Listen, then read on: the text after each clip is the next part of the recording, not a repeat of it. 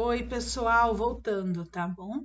Então, vamos lá, continuando, página 21 da apostila, volume 3, parte 2.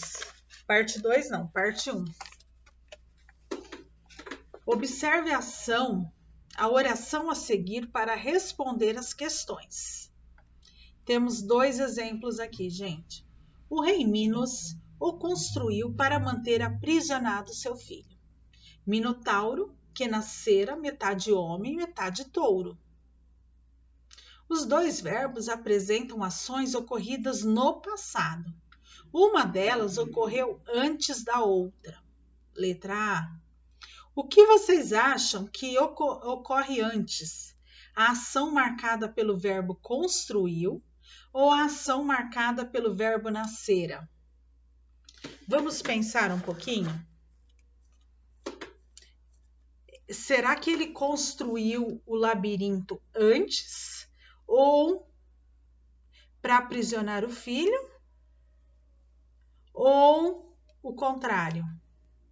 O filho que nasceu primeiro e ele não gostou da forma que o filho nasceu e então construiu o labirinto.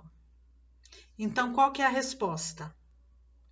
A ação marcada pelo verbo nascera ocorreu antes, pois o nascimento do filho Minotauro foi o que levou o rei Minos a construir o labirinto de Creta. Entendeu, gente? Primeiro, o filho Minotauro nasceu metade homem, metade touro, e o rei não gostou daquela forma que ele nasceu, então construiu o labirinto para ele ficar trancafiado lá. Tudo bem? Letra B, vamos lá. Se no lugar de nascera o autor utilizasse o verbo nasceu, haveria mudança de sentido na oração? Justifique. Haveria sim, gente, porque não ficaria marcado que Minotauro tinha nascido antes do labirinto ser construído. Por isso que o verbo tem que ser colocado de forma correta, tá bom? Então, a resposta é sim. Número 2. Pesquise em uma gramática a diferença entre o pretérito perfeito e o pretérito mais que perfeito. Então, vamos lá? Eu vou passar para vocês, gente. Olha, eu tenho uma mini gramática aqui, mas a internet também tem. Mas eu vou falar mais ou menos para vocês. O pretérito perfeito indica uma ação definida no tempo com início e término. Tá bom, gente? O pretérito perfeito, assim, ele tem início e tem fim. E o pretérito mais que perfeito, ele indica uma ação que ocorreu antes de uma outra ação, também ocorrida no passado. Então, por isso que os verbos no pretérito perfeito, morrera, nascera, andara, sempre é com RA no final. Então, essa ação ocorreu antes da outra ação, também que aconteceu no passado. Olha, vão anotando tudo no caderno, porque eu quero ver essa correção, essa revisão. Tá bom, gente?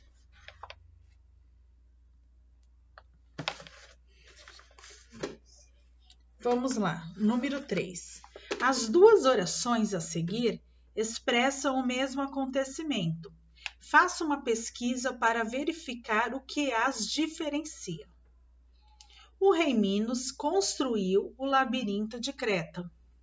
O labirinto de Creta foi construído pelo rei Minos. Agora, anote suas descobertas no quadro a seguir, resumindo o significado dos conceitos. Então, nós vamos entrar em mais uma revisão, que é a voz ativa e a voz passiva.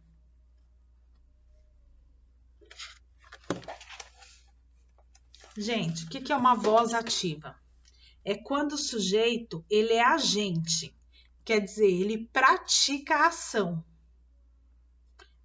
expressa pelo verbo, tá bom? Isso é na voz ativa, quando ele é o sujeito. tá bom? Ele faz a ação. Por exemplo, o rei Minos construiu o labirinto de Creta. Então, eu estou falando que o rei Minos fez o labirinto. Então, estamos na voz ativa. E o que seria a voz passiva? Quando o sujeito ele é paciente, isto é, ele recebe a ação expressa pelo verbo. Olha aqui. Então, aqui na voz passiva, paciente. Deu para entender? Quando ele vai receber a ação. Agora, eu vou dar um exemplo aqui. O labirinto de Creta foi construído pelo rei Minos. Então, geralmente a voz passiva, olha, foi construído. Na outra é construiu. Na outra, uma palavra só indica que estamos na voz ativa. A voz passiva precisa de mais uma palavra. Tudo bem, gente? Vamos para a página 22 agora. Eu quero que vocês coloquem na apostila ou no caderno, tá? As respostas. 4. A oração em negrito, marcada no trecho a seguir, está na voz passiva. Passe-a para a voz ativa, fazendo as demais adequações necessárias para manter a coesão.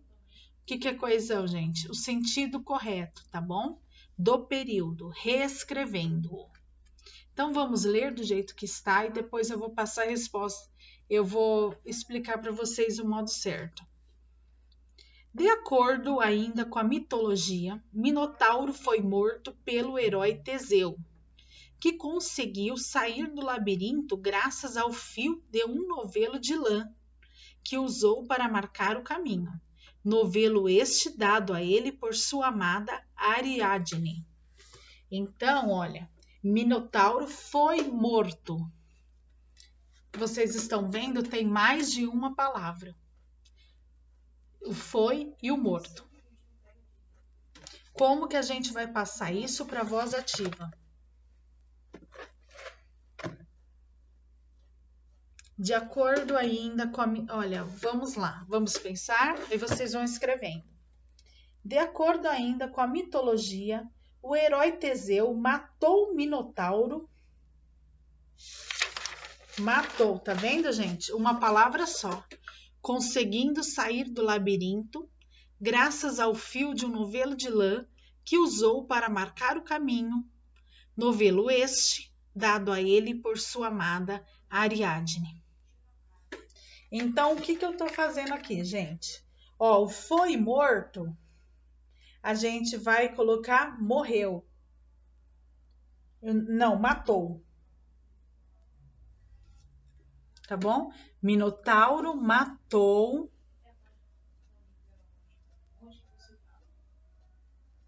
Não, o herói Teseu matou o Minotauro. Que conseguiu sair, aí continua igual, tá bom?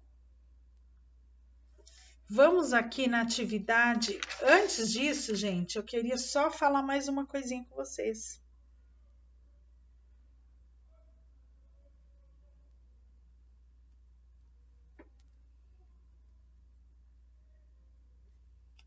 Não, vamos em frente. Na próxima aula eu falo.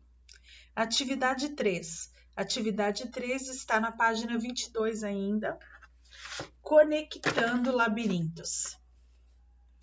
Texto 2. No labirinto de Creta. Foram despertar na ilha de Creta, onde logo descobriram o labirinto. Era um palácio imenso, com 1000 corredores dispostos de tal maneira que quem entrasse nunca mais conseguiria sair e acabaria devorado pelo monstro, o Minotauro. O Minotauro só comia carne humana. Diante do labirinto, os 3 pica-paus pararam para refletir. Quem entra não sai mais e acaba no papo do monstro, disse Pedrinho. Mas nós sabemos o jeito de entrar e sair. É irmos desenrolando um fio de linha. Ah, se eu tivesse trazido um carretel! Pois eu trouxe. 3, gritou Emília, triunfalmente. E dos grandes, número 50. Desça a mala, Visconde, abra-a. A mala foi descida e aberta. Emília tirou os carretéis e deu um a Pedrinho, outro ao Visconde, ficando com o terceiro. Entraram no labirinto e foram desenrolando o primeiro carretel. Quando a linha acabou, desenrolaram o segundo. E quando a linha do segundo acabou, começaram a desenrolar o terceiro. Eram corredores e mais corredores, construídos de maneira mais atrapalhada possível, de propósito para que quem entrasse não pudesse sair.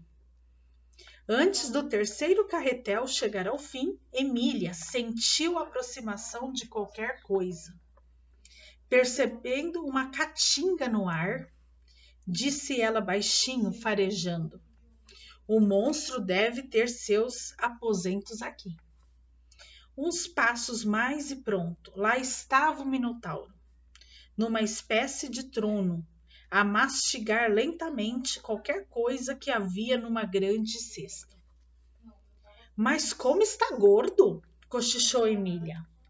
Muito mais que aquele célebre cevado que Dona Benta comprou do Elias Turco.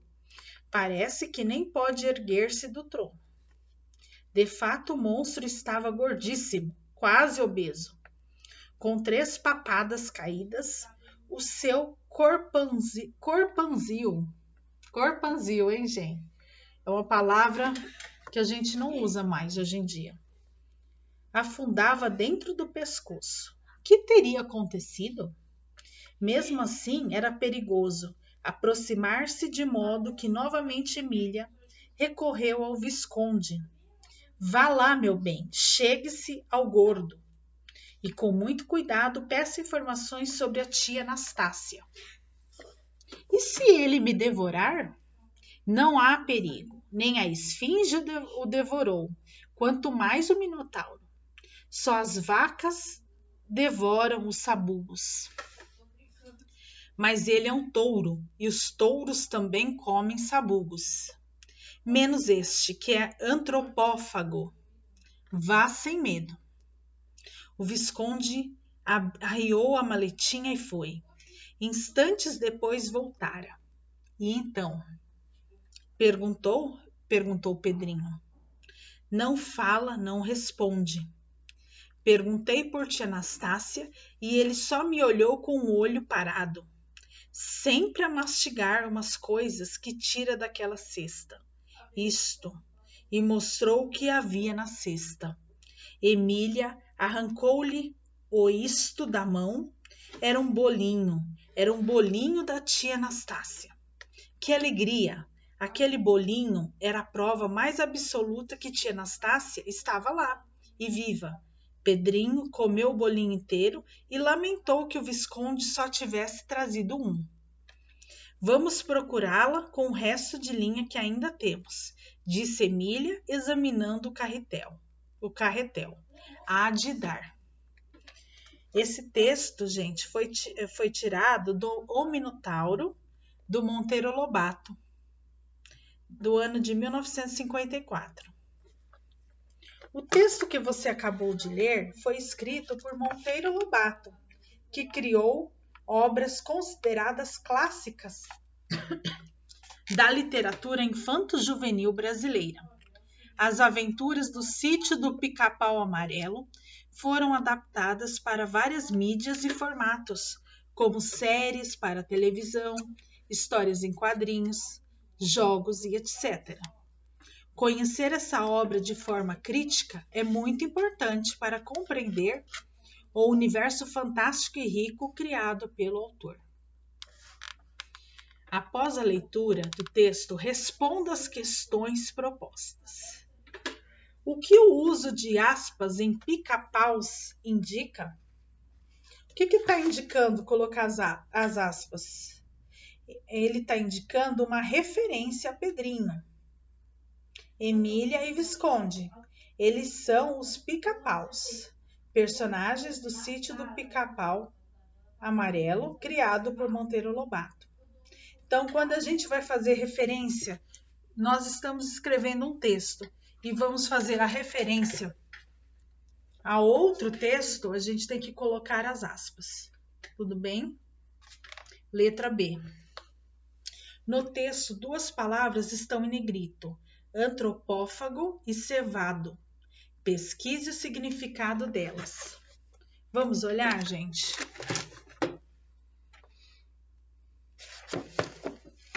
Vamos na letra A primeiro, antropófago. A-L, A-N, A-N-G.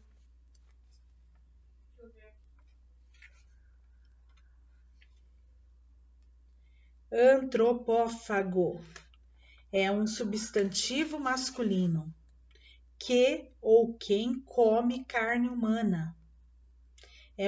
Pode ser uma tribo antropófaga.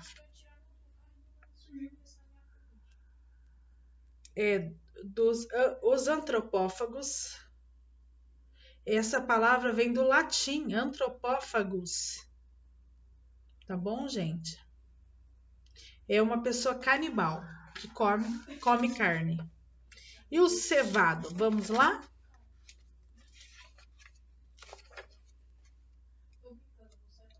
Cevado.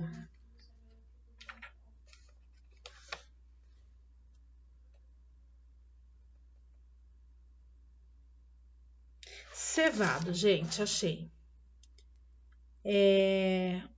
Que está alimentado, que está nutrido. Crianças bem cevadas.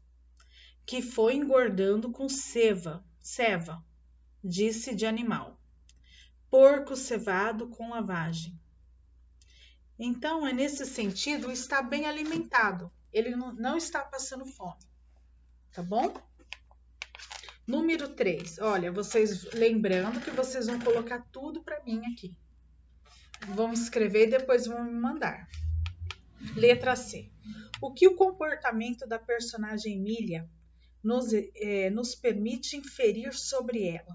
O que é inferir? Pensar, dizer sobre ela. E a personagem Visconde? Como o texto está apresentado em relação aos dois? Olha lá. A Emília, gente, o que a gente pode falar da Emília nesse texto? A Emília, ela é esperta, ela é precavida. O que é precavida? É uma pessoa que pensa antes de acontecer alguma coisa, tá? Por quê? Porque ela vai lá, mas ela já pensou nos carretéis. Mesmo que não usasse os carretéis, ela levou. É a mesma coisa quando a gente fala, a gente vai sair para algum lugar e a mãe da gente fala, pega uma blusa que vai esfriar. Então quer dizer que a mãe da gente está sendo precavida. Aí às vezes a gente fala, não vai esfriar não. Aí daqui a pouquinho a gente está lá na rua morrendo de frio. Ou então com guarda-chuva, não é? Então a gente pode falar que a Emília, ela é precavida, pois ela leva os carretéis para marcar o caminho, a fim de não se perder na volta do labirinto. E o Visconde? Ele demonstra uma submissão. Ele obedece às ordens de quem? Da Emília. Tá bom? Então a Emília, ela é esperta, ela é precavida, e o Visconde, ele é mais submisso. Ele não pensa por ele próprio, ele segue as ordens da Emília. Letra D. Como o uso dos carretéis iria ajudar as personagens a saírem do labirinto? Como que os carretéis iriam ajudar, gente? Vamos pensar? Olha, o uso dos carretéis ajudaria a encontrar o caminho de volta no labirinto, fazendo as marcações pelo caminho por onde passavam. Aqui, ó, gente, nessa história, ele usou os carretéis, né? E aí a gente pode fazer uma inferência em outra história. Lembra do João Pé de Feijão? Que eles vão utilizando os feijões Então, quer dizer, aquilo lá é um caminho para voltar. Tudo bem? Então, vamos para a letra E. Minotauro é um ser antropófago. Isso se confirma no texto lido? Lembra que a gente procurou no dicionário? O que é antropófago? É um ser que come carne, carnívoro. E se confirma isso no texto? Sim, porque o Minotauro se alimentava de carne humana. Continuando aqui, gente, tem uma produção textual que eles estão pedindo para vocês fazerem. Eu vou dar uma lida rapidinho. Produção textual, podcast do Lobato. Em duplas, isso nós faríamos na escola em duplas, né? Porque não dá para fazer em casa. Mas vamos só olhar a proposta deles? Imaginem como seria narrar as aventuras da turma do sítio do Pica-Pau Amarelo, na ilha de Creta. Façam uma pesquisa com seus colegas sobre o livro.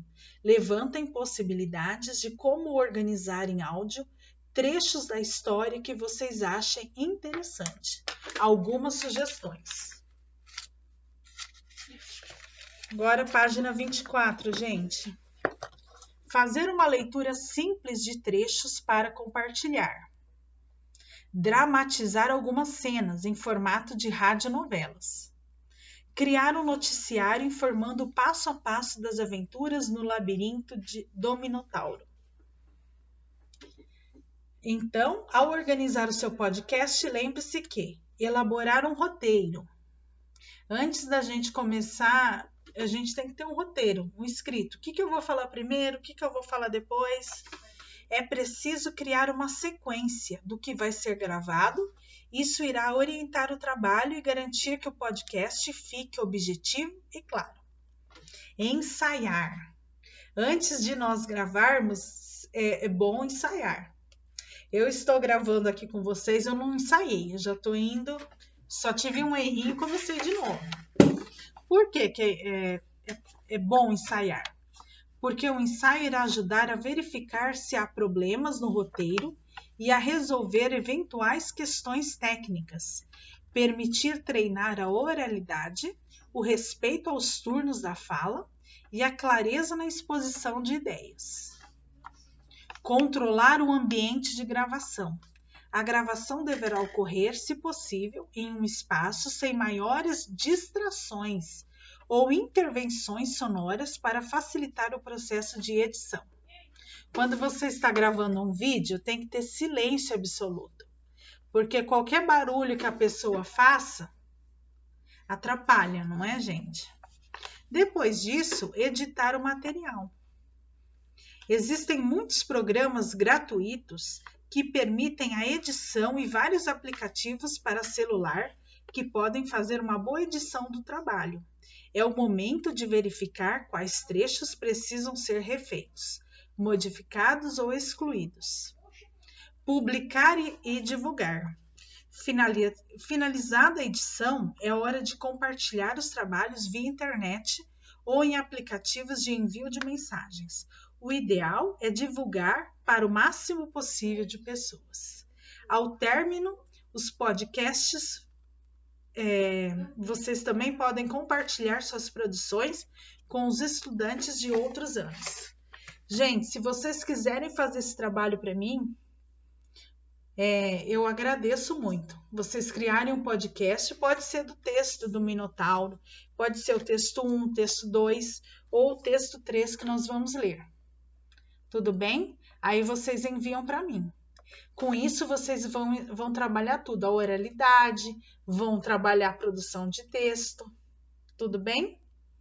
Agora eu vou dar mais uma parada para a gente continuar. Só um minutinho.